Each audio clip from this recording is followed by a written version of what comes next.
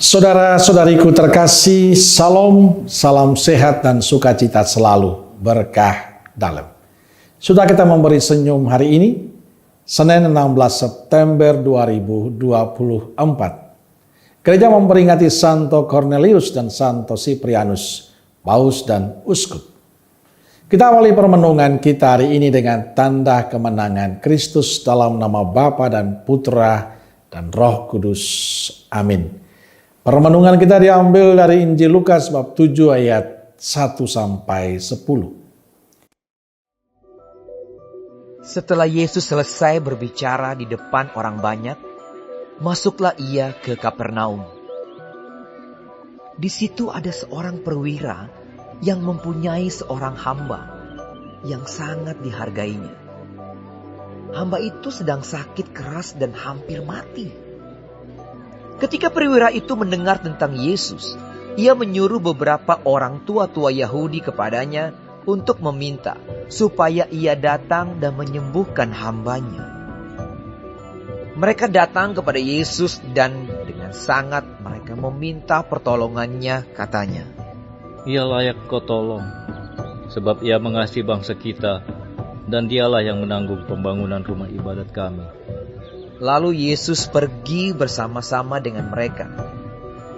Ketika ia tidak jauh lagi dari rumah perwira itu menyuruh sahabat-sahabatnya untuk mengatakan kepadanya, "Tuan, janganlah bersusah-susah, sebab aku tidak layak menerima Tuan di dalam rumahku. Sebab itu aku juga menganggap diriku tidak layak untuk datang kepadamu. Tetapi katakan saja sepatah kata, maka hambaku itu akan sembuh. Sebab aku sendiri seorang bawahan, dan di bawahku ada pula prajurit.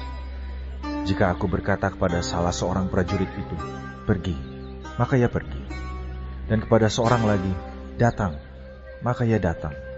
Ataupun kepada hambaku, 'Kerjakanlah ini,' maka ia mengerjakannya." Setelah Yesus mendengar perkataan itu, ia heran akan dia. Dan sambil berpaling kepada orang banyak yang mengikuti dia, ia berkata, "Aku berkata kepadamu, iman sebesar ini tidak pernah aku jumpai, sekalipun di antara orang Israel."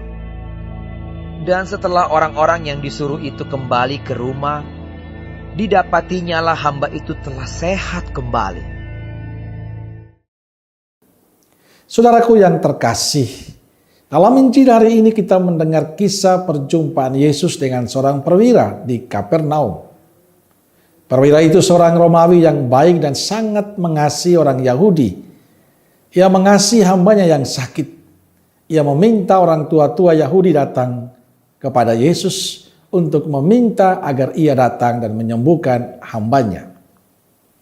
Selain seorang yang baik, ia memiliki sikap rendah hati dan percaya betul pada Tuhan. Saat Yesus sudah mendekati rumahnya, malah ia menyuruh beberapa sahabatnya mengatakan kepada Yesus, "Tuhan, janganlah bersusah payah, sebab aku merasa tidak layak menerima Tuhan dalam rumahku. Tapi katakanlah sepatah kata saja, maka hambaku akan sembuh." Ia merasa tidak layak Yesus datang ke rumahnya. Terhadap sikap perwira tersebut, Yesus mengatakan hal menarik ini.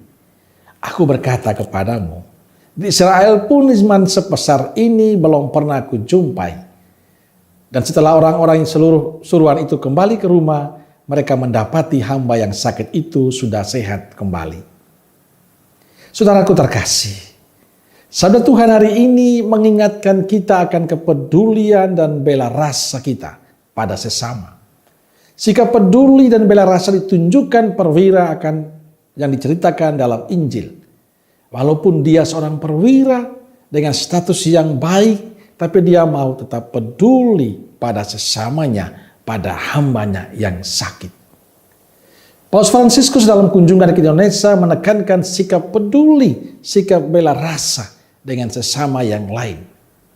Seruan Paus ini tidak hanya sebuah berita, tapi hendaknya sesuatu yang menggerakkan hati kita untuk peduli, untuk mau berbela rasa dengan sesama dalam wujud yang konkret.